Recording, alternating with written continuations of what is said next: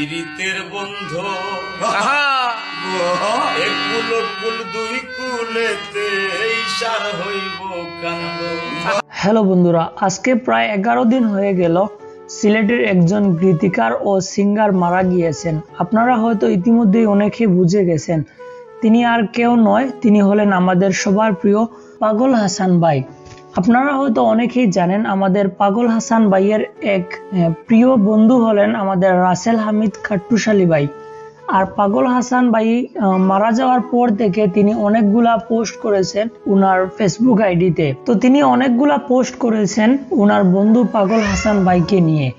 এই পোস্টগুলো আসলে দেখার পর সত্যি পাগল হাসানের ভক্তদের চোখে জল চলে আসে। তো আজকে 11 দিন পর আমাদের প্রিয় খাট্টুশালী ভাই পাগল হাসান ভাইকে নিয়ে কি পোস্ট করেছেন এখন আমরা একটু দেখতে চলেছি। তিনি পোস্ট করে বলেন, আজ 11 দিন পাগলের মোবাইল থেকে কল আসেনি, জানি আর আসবেও না, আর কখনো কল দিয়ে বলবে না দেহ মন বালানি। এই ভিডিওটা আজ চোখের সামনে আসলো, আর ওই দিনটা আমাকে ওই দিনে নিয়ে গেল। বিকাল 5টায় পাগল কল দিল আর বলল কই, আমি বললাম বাড়িতে শুয়ে আছি।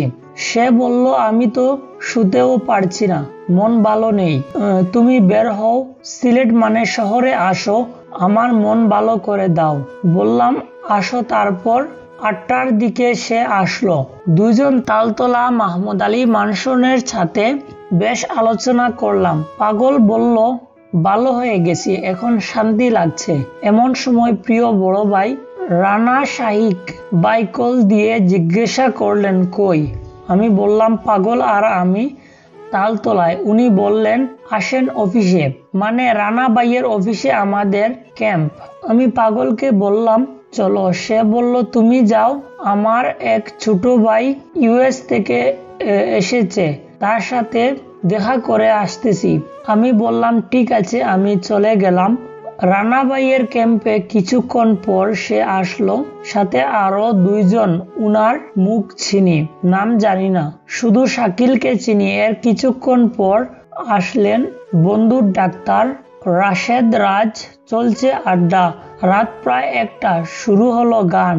এরপর যুক্ত হলেন প্রিয় ইমদাদ রহমান ভাই। এর কিছুক্ষণ পর তখন প্রায় রাত 2:30টা। আসলে বড় ভাই দুলাল ভাই, সাজলুল লস্কর ভাই এবং সাথে MH লাইসদিনার ভাই গান হচ্ছে। রাত গভীর হচ্ছে, আমি উঠবো বলে তাড়া দিয়েছি, কিন্তু একটার পর একটা গানের অনুরোধে পাগল আর আমি গাইছি, যদিও গানের শিল্পী না। পাগলের সাথে তাল দিচ্ছি আর কি। আজ পাগল ছাড়া আমরা সবাই আছি। আমরা হয়তো কোনো একদিন আবারও একসাথে বসবো, কিন্তু পাগল থাকবে না। সে তো একেবারেই প্রস্থান নিয়েছে আমাদের থেকে। সে নিজেই লিখলো এবং নিজেই গাইলো, আসমানে যাইও না বন্ধু, ধরতে পারবো না। অথচ সে নিজেই আসমানে চলে গেল, ধরা ছোঁয়ার বাইরে হারিয়ে গেল। আর নিসারণ গাঞ্জাম হবে না, পাগলের পাগলামি হবে না। উপরওয়ালা সবকিছু থামিয়ে দিলেন খুব দ্রুত। তো একজন বন্ধুর জন্য খুবই বুকে বেদনা নিয়ে এই পোস্টটা করেছেন। আপনাদের এই পোস্টটা দেখে কার কেমন লেগেছে তা অবশ্যই কমেন্ট করে বলতে পারেন। পাগল হাসানকে হারিয়ে কে কে মিস করছেন তা অবশ্যই বলবেন। ধন্যবাদ সবাইকে ভিডিওটা দেখার জন্য।